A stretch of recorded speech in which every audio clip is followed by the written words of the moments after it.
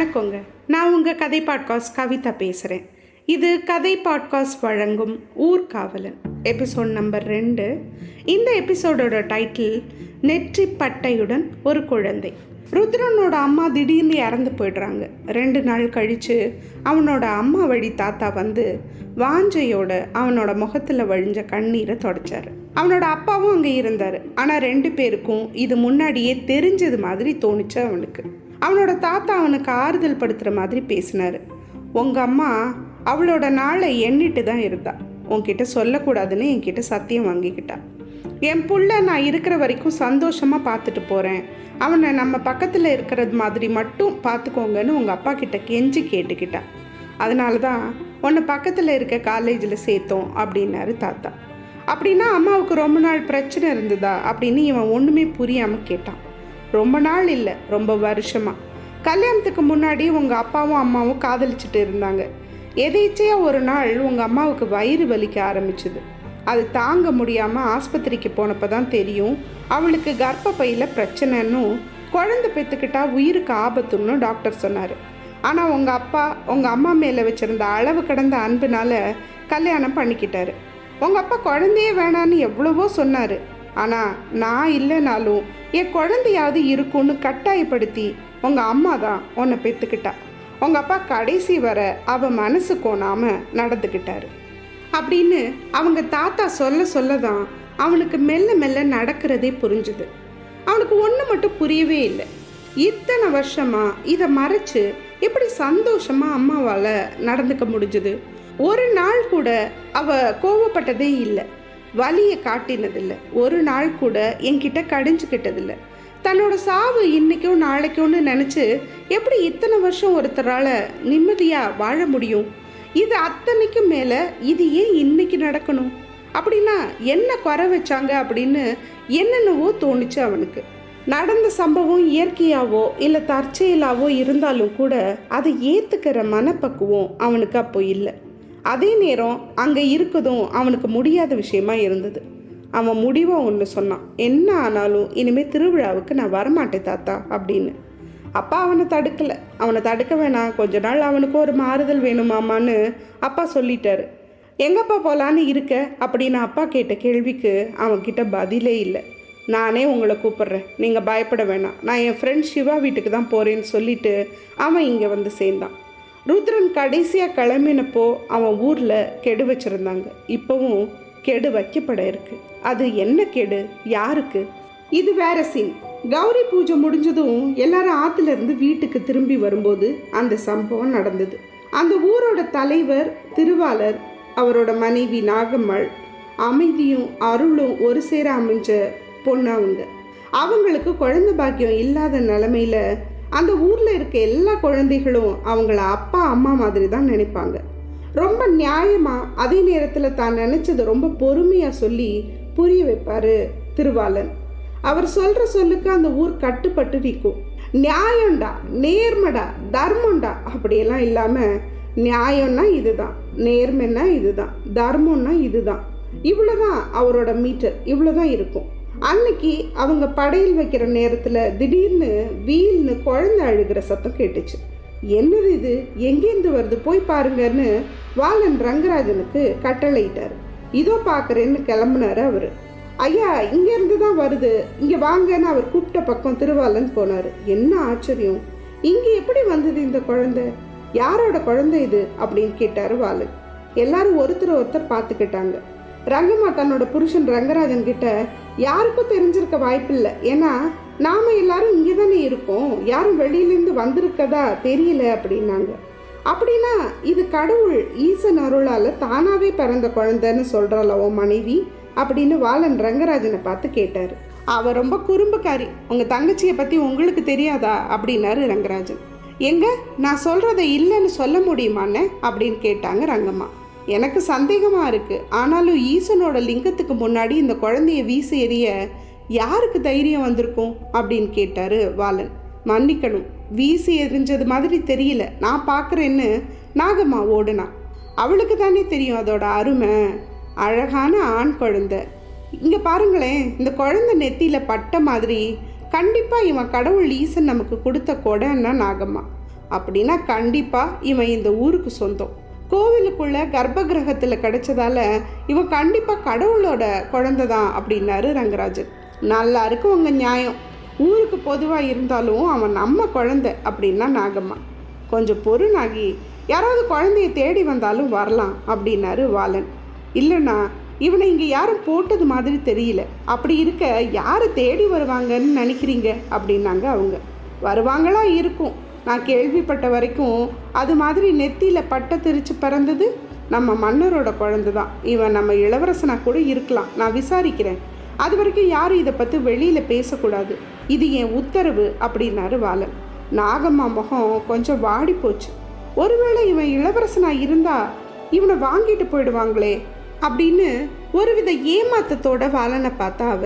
நாகி, நீ என்ன நினைக்கிறன்னு எனக்கு புரியுது. இவனை இங்கே போட்டுட்டு போயிருக்கிறது எதிரிகள்கிட்ட இருந்து காப்பாற்ற கூட இருக்கலாம், இல்லை அவங்களையே பலியிட கூட இருக்கலாம். எதுவாக இருந்தாலும் நாம் இங்கே இருக்கிறது ஆபத்து. எல்லாரும் சீக்கிரம் ஊருக்கு கிளம்புவோம் அப்படின்னாரு அவர் உத்தரவு போட்ட அடுத்த நொடி எல்லாரும் கிளம்பிட்டாங்க. ஆனால் கிளம்பி போன அவங்களுக்கு ஊரில் அதிர்ச்சி காத்திருந்தது. அவங்க ஊர் முழுக்க சூறையாடப்பட்டு இருந்தது. எல்லாரோட வீடும் அடித்து நொறுக்கப்பட்டிருந்தது. சொத்து, கழஞ்சு, நகை எல்லாத்தையும் கொள்ளையடிச்சிருந்தாங்க. நல்ல வேளையாக இவங்க கொஞ்சம் லேட்டாக வந்திருந்தாங்க. இல்லைன்னா இவங்களும் அடிபட்டிருப்பாங்க. அவங்களோட பொண்ணு பிள்ளைங்க நிலைமை என்ன ஆயிருக்குமோன்னு நினச்சி பார்க்கவே பயமாக இருந்தது. இது பண்ணது யாருன்னு தெரியல. நானும் ரங்கராஜனும் போய் விசாரிச்சுட்டு வரோம். அது வரைக்கும் நீங்கள் இங்கே பாதுகாப்பாக இருங்கன்னு அவர் சொன்னதை எல்லாரும் ஆமோதிச்சாங்க.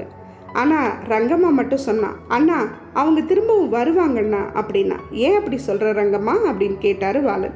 அவங்க வரும்போது நாம் யாரும் இல்லையே, அதனால தான் அப்படின்னா அவர். போதும், இந்த தடவை நாம் யாரையும் உள்ள விடக்கூடாதுன்னு அவள் சொன்னதை சில பேர் ஏற்றுக்கிட்டாலும் அவள் புருஷன் ரங்கராஜன் நாம் ஆயுதம் ஏந்தி சண்டை போடுறவங்க இல்லையே அப்படின்னா. இன்னும் எத்தனை நாளைக்கு நாம் திரும்ப திரும்ப இந்த நிலையிலேருந்து ஆரம்பிக்கிறது? அதுக்கு நாம் உயிர் தியாகம் பண்ணிட்டு போயிடலான்னு நாகம்மா அவ கூட சேர்ந்துக்கிட்டா. வாலன் ரொம்ப நிதானமாக பேச ஆரம்பிச்சாரு. எதையும் யோசிக்காமல் செய்கிறது நல்லதில்லை. நம்ம ஊர் ரொம்ப சின்னது. நமக்குன்னு ஒரு மரியாதை கூட இந்த அரசாங்கத்தில் இல்லை. நம்ம பலமே என்னன்னு நமக்கு தெரியாது. நாம் எப்படி அவ்வளோ பெரிய படையோட ஆயுதங்கள் எதுவும் இல்லாமல் எப்படி சண்டை போடுறது? போர் வேண்டான்னு தான் நம்ம முன்னோர்கள் இங்கே வந்தாங்க. அவங்களுக்கு போரில் கலந்துக்க வாய்ப்பும் இருந்தது. ஆனால் அவங்க அதை தேர்ந்தெடுக்கவும் இல்லை. நம்ம ஆயுதம் நம்ம தொழில் மட்டும்தான். நாம் செய்கிற நகைகள் தான் அரச குடும்பத்திலேருந்து எல்லாரும் போடுறாங்க. நாம் செய்கிற விவசாயம் தான் அவங்களுக்கு சாப்பாடு போடுது. தச்சு வேலையிலேருந்து தங்க வேலை பண்ணுற வரைக்கும் அவங்களுக்கு நாம் வேணும். எல்லா கணக்கு வழக்கையும் பார்க்குறது கூட நாம் தான். நாம் இதை தான் ஆயுதமாக யூஸ் பண்ணி நம்ம உரிமைகளை பெறணும்னு திருவாளன் பேசி முடித்தார். மற்றவங்க எல்லாரும் அதை ரொம்ப கவனமாக கேட்டுட்டு இருந்தாங்க. சரி, என்ன செய்யணும்னு சொல்லுங்கன்னு எல்லாரும் கேட்டாங்க. இப்போதைக்கு நான் முன்னாடி சொன்னது மாதிரி இதை செஞ்சது யாருன்னு பார்ப்போம், பின்னாடி என்ன பண்ணுறதுன்னு முடிவு பண்ணுவோம் அப்படின்னாரு அவர். அப்புறம் நாகம்மாளை கூப்பிட்டு நான் வர்ற வரைக்கும் நீ இவங்களை பார்த்துக்கோன்னு சொல்லிட்டு கிளம்பினாரு. ரங்கனும் அவரும் ஆளுக்கு ஒரு குதிரையில் ஏறி உட்காந்து கிளம்பினாங்க. அவங்க போகிற பாதையில் உள்ள ஒவ்வொரு ஊர்லேயும் இதே கொடுமைகள் நடந்ததை அவங்களால பார்க்க முடிஞ்சது. அந்த கொடுமைகள் எல்லாம் பார்க்கும்போது நம்ம ஊர் பரவாயில்லைன்னு தோணுச்சு அவங்களுக்கு.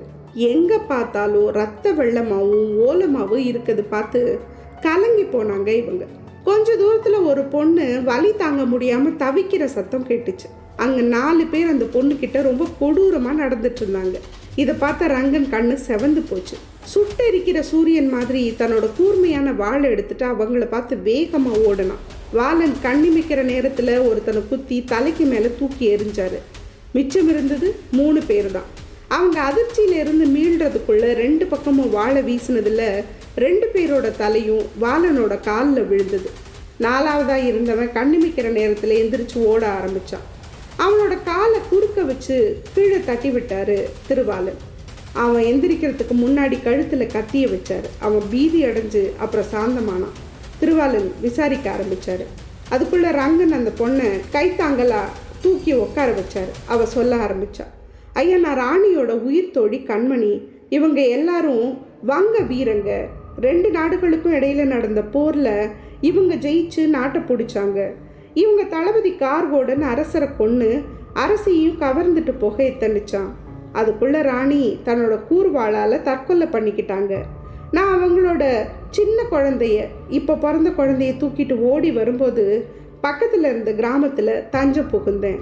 அப்போது அங்கே யாரும் இல்லாததால் அங்கேருந்து சிவன் கோயில் ஆச்சாரியார்கிட்ட குழந்தைய வச்சிருக்கும்படி சொல்லிட்டு வந்தேன். அதுக்குள்ளே இவங்க கிட்ட சிக்கிட்டேன்னு சொல்லி முடிக்கவும் பின்னாலேருந்து வந்த ஒருத்தன், அந்த படையை சேர்ந்த ஒருத்தன் ரங்கனோட மார்பில் ஈட்டி எறிஞ்சான். அம்மானு சரிஞ்சு விழுந்தான் ரங்கன்.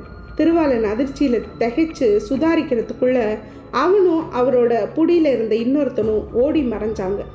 ஒரு பக்கம் கண்மணியும் மறுபக்கம் ரங்கனும் உயிருக்கு போராடிட்டு இருந்தாங்க. என்ன செய்யறதுன்னு தெரியாம, கடவுளே ஈசனே இதென்ன சோதனை, நான் இப்போ என்ன பண்ணுறதுன்னு திருவாளன் புலம்ப, மாமா நீங்கள் அவளை தூக்குங்க, என்னை பற்றி வருத்தப்பட வேணாம். கண்ணு முன்னாடி ஒரு பொண்ணை எப்படி விட்டுட்டு போக முடியும்? அவங்க அவளை வச்சு அந்த சின்ன பிள்ளைய கண்டுபிடிக்க ட்ரை பண்ணுவாங்க. அது இன்னும் பிரச்சனையை உண்டாக்கும். நான் இப்போதைக்கு அதிக சுமைன்னு தட்டு தடுமாறி சொல்லிட்டு மயங்கி விழுந்தான். அதுக்குள்ளே ஆளுங்க வர்ற ஓசை கேட்டதால் அவரும் கனத்த இதயத்தோட கண்ணீர் ததும்ப, உன் உயிருக்கு என்ன பதில் சொல்ல போகிறேன் என் தங்கச்சிக்கிட்டன்னு கலங்கிக்கிட்டே கண்மணியை ரங்கனோட குதிரை மேலே தூக்கி போட்டுட்டு வேகமாக குதிரைகளை ஓட்டுனார். இவங்க வருகைக்காகவே எல்லாரும் ரொம்ப கவலையோட காத்திருந்தாங்க. குதிரை வர்ற சத்தம் கேட்டுது. அதுவும் திருவாளன்னு பேச்சு குரல் கேட்டுச்சு. ரங்கம்மா தன்னோட புருஷனோட குதிரை சத்தம் கேட்டு கொஞ்சம் நிம்மதியாக வெளியில் வந்தா. ஆனால் பார்த்ததும் அதிர்ச்சியோட வெளியில் ஓடினான். அவளுக்கு காத்திருந்தது அதிர்ச்சி மட்டும்தான், அவன் இல்லை. அவள் உறைஞ்சே போனான். அவர் எங்கன்னா, யார் இந்த பொண்ணு? வாய் மட்டும் அசைஞ்சுது. என்னை மன்னிச்சிடுமா, என்னால் ரங்கனை காப்பாற்ற முடியல, ஆனால் அவன்தான் இவளை காப்பாற்றினான்னு சொன்னார் திருவாளன். அலறி சரிஞ்சா அவ முகத்தை பார்க்க திராணி இல்லாமல் திருவாளன் கண்ணீர் மல்க திரும்பினார்.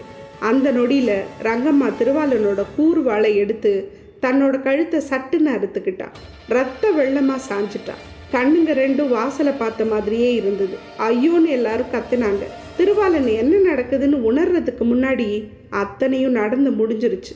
கண்ணுக்கு எதிர்த்தாப்புல அவரோட ஆசை தங்கையும் அவளோட காதல் கணவனும் இறந்ததை அவரால் ஏற்றுக்க முடியல. ஒரு அரை நாள் முன்னாடி எல்லாரும் அவ்வளோ சந்தோஷமா கௌரி பூஜை முடிச்சிருந்தாங்க. ஆனால் இப்போ அங்கே வெறும் ஒப்பாரியும் அழுகையும் மட்டும்தான் மிஞ்சிச்சு. இத்தனைக்கும் காரணம் அந்த கொடுங்கோலன். இந்த குழந்தைய என்ன பண்ணுறது? இவன் இங்கே இருக்குது அவ்வளோ பாதுகாப்பாக இருக்குமா? இவன் இளவரசன்னு வேற சொன்னாங்களே, அப்படின்னா இவனை சாகிற வரைக்கும் விட மாட்டாங்களே, தேடிட்டே இருப்பாங்க, என்ன பண்ணுறது? இதெல்லாம் அவர் மனசில் ஓடிட்டே இருந்தது. இதெல்லாம் அவங்க எப்படி சரி பண்ண போகிறாங்க? தங்கச்சியை இழந்து தங்கச்சி புருஷனை பறி கொடுத்து பிரச்சனை உள்ள ஒரு உயிரை பொறுப்பில் எப்படி வளர்க்க போகிறார் இவர்? என்ன நடக்குதுன்னு அடுத்த இப்போ சொல்ல பார்க்கலாம். அது வரைக்கும் நன்றி, வணக்கம்.